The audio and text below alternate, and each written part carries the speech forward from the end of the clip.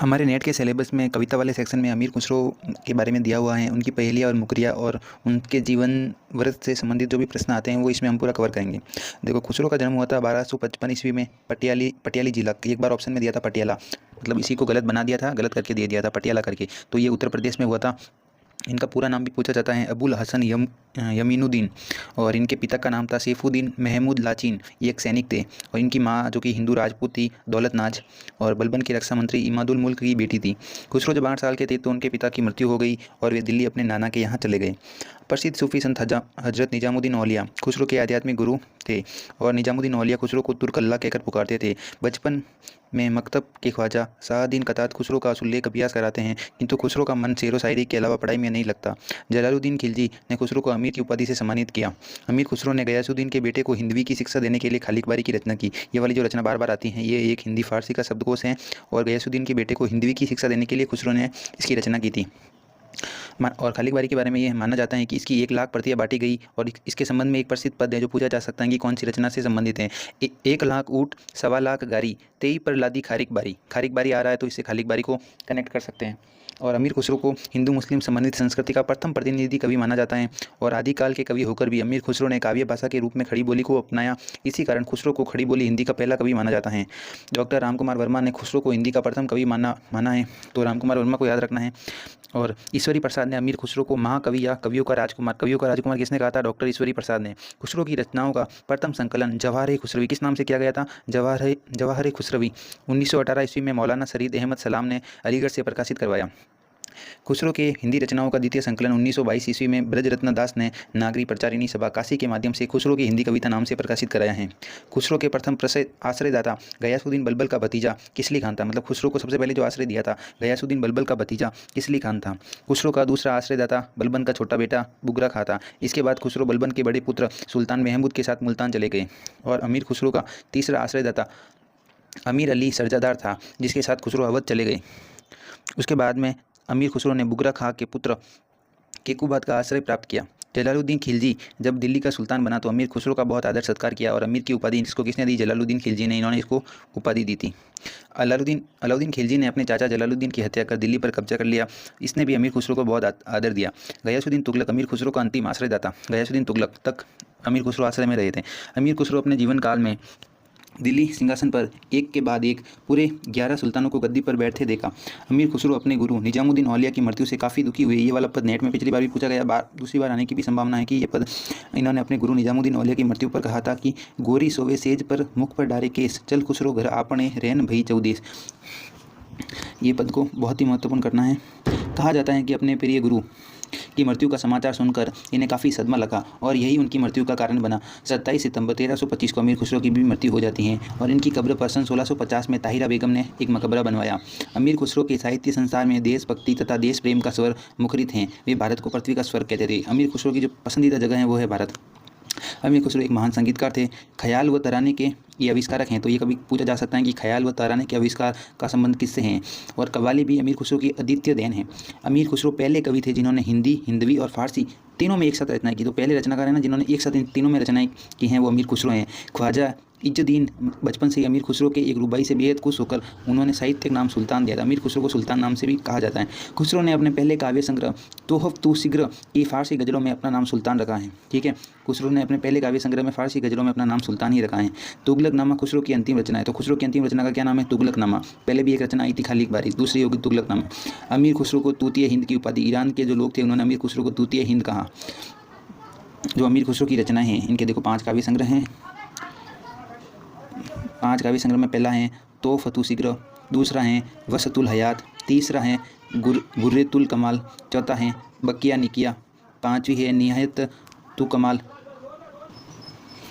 ये हो गई 5वीं निहायत तु कमाल। अमीर खुसरो द्वारा रचित मसनवियों में जो महत्वपूर्ण है, अमीर खुसरो की जो मसनवियाँ हैं उनमें जो महत्वपूर्ण है उनमें देखिए किरानुसादैन, फिर है मफुताहुल फुतूह, तीसरा है नूही सफ़र, चौथा है तुगलकनामा, 5वां है देवल रानी खिज्र खान, 5वां है मतला उल अनवार, 7वां है सीरी खुसरो, 8वां है अस्पानामा। ये सारी की सारी क्या है? मसनवियाँ हैं। खुसरो के 4 महत्वपूर्ण गद्य रचनाएँ भी हैं। खुसरो की जो 4 महत्वपूर्ण गद्य रचनाएँ हैं उनमें है एजाज खुसरवी, खजाइनुल फतूह और अफजलुल फवायद, किस्सा चहार दरवेश, ये 4 इनकी महत्वपूर्ण गद्य रचनाएं हैं। अमीर खुसरो की हिंदी रचनाओं का कोई हस्तलिखित ग्रंथ प्राप्त नहीं होता।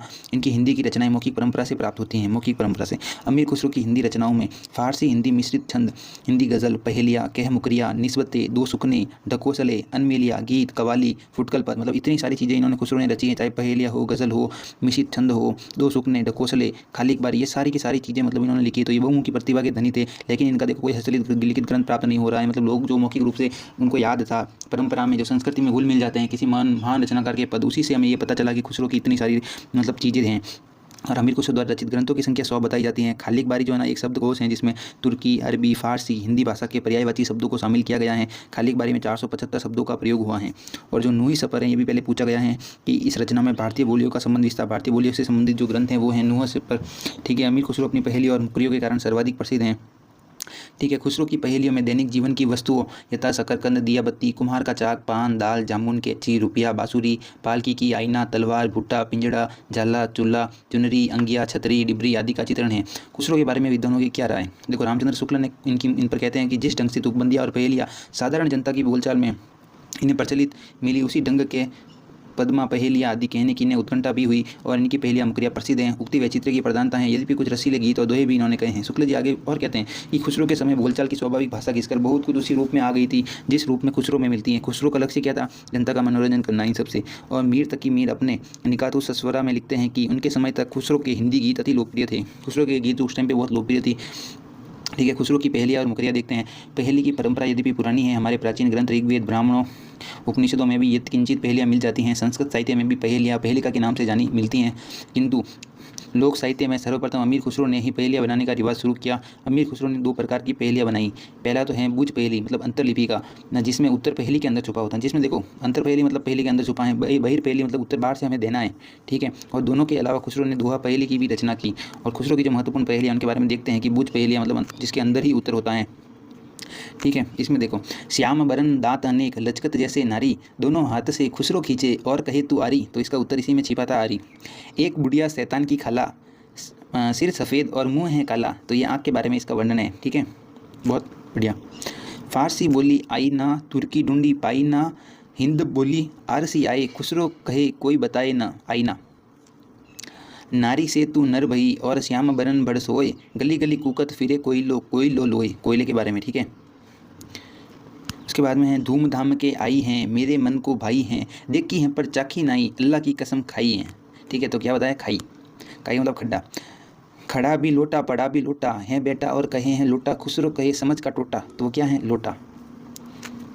सावन भादो बहुत चलत हैं, माप पूस में गोड़ी, अमीर खुसरो यो कड़े, तू बूझ पहेली मोरी, अंदर हैं और बाहर बहे, जो देखे मोरी करे मोरी। एक नार तरवर से उतरी, सर पर वहाँ के पाँव, ऐसी नार कुनार को मैंने देख न जाऊँ मैना। 20 का सिर काट लिया, न मारा न खून किया। ये किसके बारे में? नाखून के बारे में। देखो 20 नाखून होते हैं ना, अंगुलियाँ और हाथों और पैरों के मिला के। ठीक है, सबका सिर भी काट देते हैं और खून भी नहीं होता है। तो बहुत ही बढ़िया पहेली है।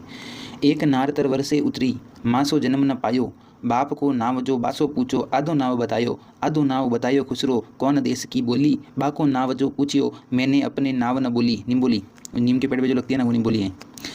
बिन बूझ पहेली है, बही लिपि का, जिसका उत्तर बाहर से देना होता है। झिलमिल का कुआं रतन की क्यारी, बताओ तो बताओ नहीं तो दुगी गारी। तो इसका है दर्पण। आना जाना उसका भाई, जिसके घर पर लकड़ी जाए आरी। एक थाल मोती से भरा, सबके सिर औंधा धरा, चारों ओर वह थाल फिरे, मोती उससे एक न गिरे। ये आकाश के बारे में, उसमें इतने सारे तारे हैं, सबके ऊपर ये औंधा धरा हुआ है। ठीक है, सब तरफ फिरता रहता है, लेकिन मोती नहीं गिरते हैं। ठीक है, आवे तो अंधेरी लावे, जावे तो सब कुछ ले जावे, क्या जानू वह कैसा है, जैसे देखो वैसा है आँख। ठीक है, अर्थ जो इसका बूझेगा, मुँह देखो तो सूझेगा। दर्पण, हाथ में लीजिए देखा कीजिए, ये भी दर्पण। सामने आए कर दे दोए, मारा जाए न जख्मी होए। दर्पण। श्याम बरण की है एक नारी, माथे ऊपर लागे प्यारी, जो मानुस इस अर्थ को खोले, कुत्ते की वो बोली बोले भौ। जो आँख के ऊपर होती है ना, भौ, उसको। गोरी सुंदर पतली, केसर काले रंग, 11 देवर छोड़ के चली जेठ के संग। अरहर।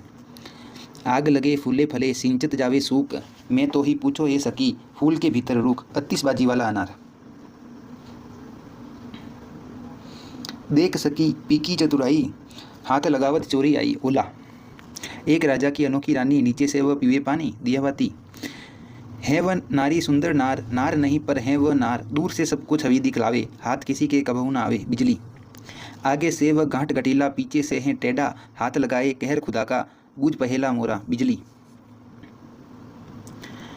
आगे आगे बहिना, पीछे पीछे भैया, दांत निकाले बाबा आया, बुरके ओढ़े भैया। सर पर झटा गले झोली, किसी गुरु का चेला है, भर भर झोली घर को धवे, उसका नाम पहेला है। ये भी भुट्टे के बारे में। एक गुनी ने यगन कीना, हिरयल पिंजरे में दे दीना, देखो जादू घर का हाल, डाले हरा निकाले लाल पान। धूपों में वह पैदा होवे, छाव देख मुरझाए, एरी सखी में तुझसे पूह, हवा लगे मर जावे पसीना। सोने की एक नार कहावे, बिना कसौटी बान दिखावे, पलगड़ी यानी पलंग। खेत में उपजे सब कोई खाए, घर में होवे घर का खाए फूट। दूध में दिया दही से लिया, क्या दिया? जौन। काजल की कजलोटी उदो पैडन का सिंगार, हरी डाल पे मैना बेटी कोई बूझहार जामुन। मिल रहे तो नर रहे, अलग होए तो नार, सोने का सा रंग है कोई चतुरा कहे विचार। चना मोटा पतला सबको भावे, दो मीठों का नाम धरावे शक्करकंद। एक कहानी मैं कहूँ सुन ले मेरे पूत, बिना पैरों वह उड़ गया, बांध गले में सूत। गुड्डी या पतंग। खुसरो की पहेलियों को देखते हैं। गोल मटोल और छोटा मोटा, हरदम वो तो जमी का लोटा, खुसरो कहे नहीं है झूठा, जो न बुझे अकिल का खोटा लोटा। खुसरो कहते हैं कि एक वस्तु जो गोल मटोल भी है, छोटी होते हुए भी मोटी है, हर वस्तु हर वक्त ज़मीन पर डाल देने से लेट जाती हैं। खुसरो कहते हैं इस संदर्भ में झूठ नहीं बोल रहा हूँ, जो इस पहेली का उत्तर नहीं बताएगा वह अकल का खोटा होगा, अर्थात कम बुद्धि का होगा। ये अंतर्लिपि का है, ठीक है, क्योंकि इस पहेली का उत्तर पहेली के अंदर दिया हुआ है लोटा। देखो, एक गुनी ने यज्ञ किया, ये सब अपन ने पहले पढ़ लिया है, पान है, इसका अर्थ भी यहाँ पे दे रखा है, ठीक है। एक विद्वान ने ये कार्य किया, उसने हिरल पक्षी को पिंजरे में डाल दिया, फिर जादूगर ने ऐसा जादू किया कि पिंजरे में हरे रंग के हिरल पक्षी अर्थात पान को डाला गया, लेकिन पिंजरे में से लाल रंग की पीक निकली, मतलब पान के बारे में, ठीक है। उसके बाद में ये भी अपन ने पढ़ लिया, आंखों के ऊपर जो भौं होती है उसकी व्याख्या यहाँ पे दी गई है कि काले रंग की नारी है, माथे ऊपर लगी हुई होती हैं, बहुत प्यारी लगती हैं। जो मनुष्य इस बात का अर्थ निकालेगा वो कुत्ते की बोली बोलेगा, अर्थात इसका उत्तर जो है ना, जो कुत्ता बोलता है भौ भौ, कुत्ता भी भौ भौ करता है, आँख के ऊपर वो भी उसका नाम है। इसमें अंत्योक्ति अलंकार हैं। देखो ये वाला पढ़ा था, नारी से तू नर भई, इसमें भी कोयल के बारे में क्या कहते हैं, तू नारी के बदले नर जैसी लगती है, तेरा रंग काला है, गली गली में तू कोयलो कोयलो कहकर कूकती फिरती है, अर्थात कोयल जो आदमी जैसी लगती है जिसका रंग काला होता है। फिर ये देखो, कुएं में रहती है, एक नार कुएं में रहे। तलवार के बारे में क्या गया, एक नारी यानी तलवार कुएं में रहती है, जिसका पानी यानी धार खेत में बहता है, जो कोई भी उस खेत पानी को चखता है उसके जीवन की आशा खत्म हो जाती है, यानी कि मर जाता है। नाखून के बारे में भी बोला है कि कठोर शरीर है, सफ़ेद रंग है, यह नारी के शरीर से लिपटा हुआ रहता है, इसने न तो कोई चोरी की है न खून किया है, फिर भी उसका सर क्यों काट दिया, अर्थात नाखून जो सफ़ेद रंग का तथा हड्डी के समान कठोर होता है। फिर आ गया देखो, एक नारी के हैं दो बालक, दोनों एक ही रंग, एक फिरे एक ठाड़ा रहे, फिर भी दोनों संगी चकी है। कुछ लोग क्या कहते हैं कि नारी के एक ही रंग के दो बालक हैं, एक तो चलता रहता है एक स्थिर रहता है, फिर भी दोनों एक साथ ही रहते हैं। इस पहले का उत्तर है चक्की, जिसके दो पार्ट ऊपर नीचे रहते हैं, ऊपर वाला चलता रहता है अर्थात घूमता रहता है और नीचे वाला स्थिर रहता है। 4 अंगुल का पेड़, 1.25 मन का पत्ता, फल लागे अलग अलग, पक जाए इकट्ठा, कुमार का चाक। कुछ लोग कहते हैं कि 4 अंगुल के पेड़ पर 1.25 मन का पत्ता लगा हुआ है, जिस पर फल तो अलग अलग लगते हैं लेकिन पक जाने पर वह एक जगह हो जाते हैं। आगे आगे बहना आई, पीछे पीछे भैया, दांत निकाले बाबा आए, बुरका उड़े में। ये भुट्टे के बारे में अपन ने पढ़ा था, इसकी क्या व्याख्या करी है। खुसरो ने कहा है कि इस पहेली में पूछते हुए कहते हैं कि आगे आगे बहन है, पीछे पीछे भाई हैं, दांत को बाहर आते ही निकाले हुए बाबा आए हैं और बुरका ओढ़कर माताजी आई हैं। ये पहेली मकई के भुट्टे पर आधारित है। भुट्टा पत्तों के पीछे ढका रहता है तथा उसके बीज बाहर से ही दिखते रहते हैं और ऊपर रेशेदार धागों का बुरका रहता है। मोर के बारे में क्या है कि एक जानवर रंग रंगीला, बिना मारे वह रोवे, उसके सिर पर 3 तलाके, बिन बताए सोवे। मतलब ये जानवर जो रंग बिरंगा है, बिना मारे ही रोता है, इसके सिर पर 3 तिलोक हैं और वो बिना बत्ता खड़ा ही सो जाता है। उपयुक्त लक्षण सब मोर के हैं, ठीक है। कुमार के बारे में क्या है, क्या माटी को रोंदू, चक धरू, फेरू बारंबार, चातुर हो तो जान लो मेरी जात गवार। कुछ लोग कह रहे हैं कि माटी को रौंद कर चाक पे रखता हूँ, फिर बार बार घुमाता हूँ, यदि तुम चतुर हो तो मेरे बारे में जान जाओगे, मैं जाति से गवार हूँ, अर्थात मैं गाँव में रहता हूँ। पिंजरा के बारे में क्या है, चम मांस वाके नहीं नेक, हाड़ मांस में वाके छेद, मोही अचंबो आवत ऐसे, वामे जीव बसत हैं कैसे। पिंजरे के बारे में क्या कहते हैं कि इसमें चमड़ा और मांस भी नहीं है, उसकी हड्डियाँ और मांस में भी छेद हैं। मुझसे यह देखकर आश्चर्य होता है कि उसमें जीव कैसे रहता है। पिंजरे में छेद होता है तथा उसमें जीव जंतु या पक्षी रहते हैं। मैना के बारे में क्या है कि एक नार तरवर से उतरी, सर पर वाके पाव, ऐसी नार कुनार को मैना देख न जाओ। देखो, एक नारी वृक्ष से उतरी, उसके सिर पर पैर है, ऐसी नारी जो कुनार है अर्थात गलत स्त्री है, उसे मैं देखने नहीं जाऊँगा। इसका उत्तर मैना है, क्योंकि मैना के सिर पर पैर जैसी ही आकृति बनी रहती है। भैया पक्षी का घोंसला के बारे में क्या कहा गया कि अचरज बंगला एक बनाया, बास न बल्ला बंधन घने, ऊपर नींव तरे घर छाया, कहे खुसरो घर कैसे बने। खुसरो कहते हैं कि एक ऐसा आश्चर्यचकित बंगला बनाया जिसमें बांस बल्लियों का कोई उपयोग नहीं किया गया, परंतु उसके बंधन फिर भी बहुत मजबूत हैं। इस घर की नींव ऊपर है और नीचे छायादार घर हैं। भैया पक्षी का घोंसला पेड़ पर उल्टा लटका रहता है। और निम्बोली के बारे में क्या कहा है, तरवर से एक तिरिया उतरी, उसने बहुत रिझाया, बाप का उससे नाम जो पूछा, आधा नाम बताया, आधा नाम पिता पर प्यारा, बूझ पहेली मोरी, अमीर खुसरो यूँ कहे, मैं अपना नाम न बोली। निम्बोली जिसका पिता नीम है, उसका प्रथम अक्षर नीम से लिया गया है। छतरी के बारे में, घुस घुमेला लहंगा पहने, एक पाँव से रहे खड़ी, 8 हाथ हैं उस नारी के सूरत, उसकी लगे परी, सब कोई उसकी चाह करे, मुस्लिम हिंदू छतरी, खुसरो ने यही कही पहेली, दिल में अपने सोच जरी। छतरी के बारे में कहता है कि बहुत बड़ा घेर वाला लहंगा पहनकर एक पाँव से खड़ी रहती हैं और उस नारी के 8 हाथ है तथा उसकी सूरत परी के समान है। सब कोई उसकी चाहत रखता है, चाहे हिंदू मुसलमान हो या क्षत्रिय हो। आगे देखो काजल के बारे में, आदि कटे से सबको पारे, मध्य कटे से सबको मारे, अनंत कटे से सबको मीटा, खुसरो वाको आंखों देटा। खुसरो कह रहे हैं कि प्रथम अक्षर काट देने से वह सबको पार लगा देती हैं, उसका अगर मध्य अक्षर काट लिया जाए तो वह सबको मार देती हैं, अगर उसका अंत अक्षर काट लिया जाए तो सबको मीठा लगता है। खुसरो ने तो उसे आंखों में लगा लिया है, अर्थात काजल, जिसका प्रथम अक्षर हटाने पर जल रह जाता है जो सबके लिए आवश्यक है, मध्य अक्षर हटाने पर काल हो जाता है जो सभी को मृत्यु देता है, उसका अंतिम अक्षर काट देने पर काज हो जाता है। और आगे दिए की बत्ती पर लिखा है कि एक नार ने अचरज किया, सांप मार पिंजरे में दिया, ज्यो ज्यो सांप ताल को खाए, सूखे ताल सांप मर जाए। इसे दिए और बाती में क्या कह रहे हैं, खुसरो पहली बूझ रहे हैं कि एक आदमी ने आश्चर्यचकित कार्य किया, उसने सांप को मारकर पिंजरे में डाल दिया। जैसे जैसे सांप उस पिंजरे के तलवे को खाता है तो तलवा सूख जाता है और सांप भी उसके साथ ही मर जाता है। अतः दिए की बाती जो सांप के आकार की होती हैं तथा दिए के तेल को खाने पर अंत में तेल खत्म होने पर वह भी जल जाती हैं। श्याम बरन और दांत अनेक, लचकत जैसे नारी, दोनों हाथ से खुसरो खाचे और कहे तू आरी। आरी के बारे में क्या कहते हैं कि ये सांप श्याम वर्ण का है, उसके बहुत से दांत हैं और उसमें नारी के समान लचक हैं। खुसरो कहते हैं कि मैंने दोनों हाथ से उसे खींचा और तुम कह रहे हो कि यही है, अर्थात आरी जो काले रंग की होती हैं तथा वह इस प्रकार दिखती हैं जैसे उसके बहुत से दांत हो। मोरी नाली के बारे में क्या कहा है कि सावन भादो बहुत चलत हैं, माघ पूस में थोरी, अमीर खुसरो यूँ कहे तू बूझ पहेली मोरी। मोरी नाली के बारे में कि सावन के महीने में तथा बारिश और वर्षा ऋतु में ये बहुत चलती हैं, लेकिन माघ मास में तथा पूस के महीने में थोड़ी कम चलती हैं। अर्थात नाली जो वर्षा ऋतु तथा श्रावण मास में बारिश के कारण बहुत चलती हैं तथा ग्रीष्म ऋतु में जल के अभाव में कम ही चलती हैं। आसमान के बारे में क्या कहा है कि एक थाल मोती से भरा, सबके सर पर आधा धरा, चारों ओर वह थाल पिरे, मोती उससे एक न गिरे। खुसरो कह रहे हैं कि एक थाल मोतियों से भरा हुआ है तथा सबने उसे सिर पर उल्टा धारण किया है, वह थाली चारों ओर घूमती रहती है लेकिन फिर भी उसमें से एक भी मोती नहीं गिरता है। अर्थात आसमान जो एक थाल के समान है तथा तारे उसमें मोती हैं। भुट्टा, बाल नुचे कपड़े फटे, मोती लिए उदार, ये विपदा कैसी बनी, जो नंगी कर दई नार। भुट्टा छिला हुआ, उसके बाल तो नोचे दिए, कपड़े भी फाड़ दिए, मोती भी उतार दिए, उस नारी पर यह कैसी विपदा यानी कष्ट आन पड़ा है कि उसे पूरा नंगा निर्वस्त्र ही कर दिया गया है, अर्थात मकई का भुट्टा।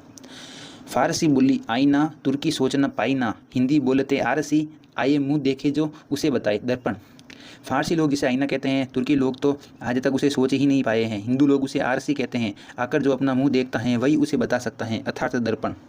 खुसरो की अन्य पहेलियाँ और उनके उत्तर। बाला था जब सबको भाया, बड़ा हुआ कुछ काम ना आया, खुसरो कह दिया उसका नाम, बुझे नहीं तो छोड़ो ना। चिराग के बारे में, ये किसके बारे में है, चिराग के बारे में। अंदर चिलमन बाहर चिलमन, बीच कलेजा धड़के, अमीर खुसरो यूँ कहे वो दो दो अंगुल सरके। कैची, 10 नारी का एक ही नर, बस्ती बाहर वाका घर, पहुँच सकते हैं पेट नरम, मुँह मीठा तासीर गरम। खरबूजे के बारे में, नर से पैदा होवे नार, हर कोई उससे रखे प्यार, एक जमाना उसको खावे, खुसरो पेट में वो न जावे। धूप, जल जल चलता बसता गाँव, बस्ती में नावा का ठाव, खुसरो ने दिया वाका नाव, बूझो अर्थ नहीं छोड़ो गाँव। नाव के बारे में, घाट गटीला रंग रंगीला, एक पुरख हम देखा, मर्द स्त्री उसको रखे, उसका क्या कहूँ लेखा। कंठा के बारे में, एक नार जब बनकर आवे, मालिक को अपने ऊपर बुलावे, है वह नारी सबके गोकी, खुसरो नाम लिए तो चौकी। चौकी के बारे में, एक नार चातुर कहलावे, मूर्ख को ना पास बुलावे, चातुर मर्द जो हाथ लगा दे, खोल सत्र व आप दिखा दे। किताब के बारे में, तेली का तेल कुम्हार का झंडा, हाथी की सूंड नवाब का झंडा। चिराग, कोटे तले कचनाल पुकार, हाई दैया मुझे बामन मारे। घड़ियाल, काठ का घोड़ा लोहे की लगाम, चल मियाँ घोड़े यही तेरा काम। खुरपा, एक पुरख है सुंदर मूरत, जो देखे वह उसी की सूरत, फिक्र पहेली पाई ना, बूझन लगा आई ना। विरह का मारा गया चमन में, इश्क छना है स्याह बरन में, जोर गुलों से सहता है पर बोले बिन नहीं रहता है बोरा। इसके बाद में आगे हैं, बनी रंगीली श्याम शर्म की बात, बेमौसम आई बरसात, यही अचंबा मुझको भाए, खुशी के दिन क्यों रोती जाए दुल्हन। खड़ा भी लोटा पड़ा पी लोटा, बैठा और कहे हैं लोटा, खुसरो कहे समझ का टोटा लोटा। खेत में उपजे सब कोई खाए, घर में होवे घर खा जाए फ्रूट। उज्ज्वल बरन अधीर तन, एक चित दो ध्यान, देखकर मैं तो साधु हैं निपट पाप की खान बगुला। गोरी सुंदर पातली के हर काले रंग, 11 देवर छोड़कर चली जेठ के संग अरहर की दाल। ऊपर से एक रंग है और भीतर चितोदार, सो प्यारी बातें करे फिकर अनोखी नार सुपारी। गोश्त क्यों न खाया डोम क्यों न गाया, क्योंकि गला न था। जूता पहना नहीं समोसा खाया नहीं, क्योंकि तला न था। अनार क्यों न चखा वजीर क्यों न रखा, क्योंकि दाना न था। दाना मतलब बुद्धिमान। रोटी क्यों जली घोड़ा क्यों अड़ा, पान क्यों सड़ा, क्योंकि फेरा न था। पंडित प्यासा क्यों गधा उदास क्यों, क्योंकि लोटा न था। सितार क्यों न बजा औरत क्यों न नहाई, पर्दा न था। घर अंधियारा क्यों फकीर बिगड़ा क्यों, दिया न था। दो नर में है एक ही नारी, चटपट बूझे हल्का भारी, खात बचन नहीं कहती हैं और चुटिया कर कर में रहती हैं तराजू। एक नार मुँह बाए आए, आते ही उन उखत खाए, जब नारी ने ली उबकाई, तोपे देखे न मोही दिखावे तोप। बसे काट में कोट में, यह मुँह पर सूझी जाए, आंखों आगे धरी रहे पर न कंदी न बुझी जाए इनक। अमीर खुसरो की निस्बतें। निस्बत अरबी भाषा का शब्द है जिसका अर्थ होता है संबंध या तुलना। इसमें दो चीज़ों में संबंध तुलना या समानता प्रकट की जाती हैं। जो महत्वपूर्ण निस्बतें हैं उसमें देखो, कपड़े और नदी में क्या निस्बत है, पाठ। कपड़े और नदी दोनों की चौड़ाई को पाठ कहा जाता है। आदमी और गेहूँ में क्या निस्बत है, बाल। आदमी के केस को बाल कहते हैं और गेहूँ में उगे गेहूँ की भी बाल होती हैं। जानवर और बंदूक में क्या निस्बत है, घोड़ा। घोड़ा जानवर है तो वही बंदूक का एक भाग भी है। बादशाह और मुर्गे में क्या निस्बत है, ताज। बादशाह के मुकुट को ताज कहता है और मुर्गे की लाल कलंगी को भी जो उसके सिर पर लगी होती है। दो सुकने या सुकन। सुकने जो कि फारसी भाषा का शब्द है, इसका अर्थ होता है कथन या उक्ति। खुसरो के दो सुकने उक्तियों में एक ही उत्तर होता है। दीवार क्यों टूटी राह क्यों लूटी, राज न था मतलब राजमिस्त्री नहीं था और राज की व्यवस्था नहीं थी। जोगी क्यों भागा ढोल की क्यों न बजी, क्योंकि मड़ी न थी। गोश्त क्यों न खाया डोम क्यों न गाया, क्योंकि गला न था। रोटी जली क्यों घोड़ा अड़ा क्यों, पान सड़ा क्यों, क्योंकि फेरा न था। पीतक प्यास क्यों गधा उदास क्यों, क्योंकि लोटा न था। सितार क्यों न बजा औरत क्यों न नाही, क्योंकि पर्दा न था। घर अंधियारा क्यों फकीर बिगड़ा क्यों, दिया न था। ढकोसले का अर्थ होता है आडंबर, पाखंड, ऊपरी ठाट बाट या एक विशेष प्रकार की कविता, उक्ति या दोहे जो बेतुकी हो जिसे सुनकर हंसी छूट पड़े। खुसरो के ढकोसले में लौकिक और आध्यात्मिक दोनों अर्थ छुपे हैं। देखो, खीर पकाई जतन से चरखा दिया चलाए, आया कुत्ता खा गया तू बैठी ढोल बजाए। पीपल पक्की पपेलिया जड़ पड़े हैं बेर, सर में लगा खटाक से वारे तेरी मिठास। भैंस चढ़ी बबूल पर और लप लप गुल्लर खाए, दुम उठा के देखा तो पुनर्मासी के 3 दिन। लखू आवे लखू जावे बड़ो कर दमकला, पीपर तन की न मानू बर्तन ददरिया बड़ो कर दमकला। देखो, ढकोसले को अनमिलिया और उलटवासी भी कहते हैं। देखो, जवाहर खुसरी अमीर खुसरो के संबंध से चली आ रही पहेलियों का विस्तृत संग्रह है। ठीक है, स्प्रेंगर संग्रह की बर्लिन प्रति में खुसरो की पहेलियाँ ये हिंदी के नाम से दर्ज हैं। ठीक है, और श्रृंगार खुसरालय में खुसरो की 150 पहेलियों को दुर्लभ पांडुलिपि प्राप्त हुई है। ठीक है, कह मुकरिया या मुकरिया पहली नुमा गीत। अमीर खुसरो पहले ऐसे कवि हैं जिन्होंने पहली नुमा गीत लिखा है। आज भी इनके गीतों को रागों में सजाकर गांव शहर की औरतें युवतियाँ बच्चे आदि गाते हैं और इन गीतों को ही कह मुकरी या मुकरी कहा गया है। आधुनिक युग के जनक भारतेंदु हरिश्चंद्र ने भी अमीर खुसरो का अनुकरण करते हुए मुकरियाँ लिखी हैं। कह मुकरियाँ मतलब कहकर मुकर जाना। ये 4 पंक्तियों में होती हैं, 3 या उससे अधिक में पहली हैं और चौथी या आखिरी पंक्ति में पहले तो खुसरो स्वयं ये सखी साजन कहकर रूप में उत्तर देते हैं, किंतु इसका एक और जवाब भी है जो उसके आखिरी अंत में आता है। मुकरियों का अर्थ है कि उक्ति को यह भी कह दिया और मानने से भी मुकर गए। इसमें 4 पंक्तियाँ होती हैं, 3 या उससे अधिक में पहली होती हैं और चौथी या उससे आखिरी में पहले खुसरो एक सखी साजन के रूप में पहली का उत्तर देते हैं। चलो देखते फिर एक सखी साजन में कैसे उत्तर दे रहे हैं। शोभा सदा बढ़ावन हरा, आंखों ते छिन होत न न्यारा, आए फिर मरन न मरन मरमन मंजन ए सकी साजन। तो इसका उत्तर क्या है, ना सकी अंजन। हरा रंग मोही लागत निको, बिन जग लागत है फीको, उतरत चढ़त मडोरत अंग, ए सकी साजन ना सकी भंग। रात समय वो मेरे आवे, भोर भये घर उठ जावे, यह अचरज है सबको न्यारा, ए सकी साजन ना सकी तारा।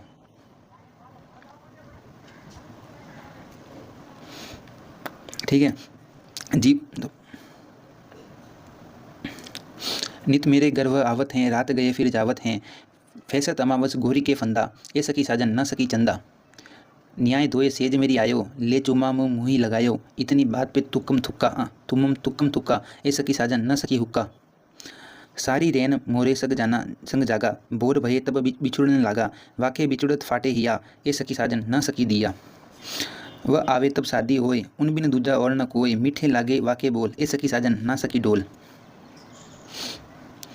नायिका सखी से क्या कह रही हैं कि वो आएगा तो ही शादी होगी, ठीक है, उसके जैसा कोई दूसरा है ही नहीं, उसके बोल बड़े प्यारे मीठे लगते हैं, तो सखी को लगता है साजन ही होगे, फिर पता चलता है डोल भी है।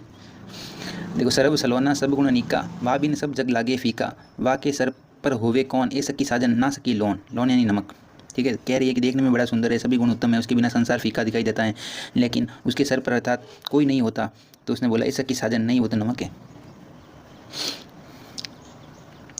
बिना आए सब ही सुख भूले, आए ते अंग अंग सब फूले, सोरी भई लगावत छाती, ये सकी साजन ना सकी पाटी यानी चिट्ठी।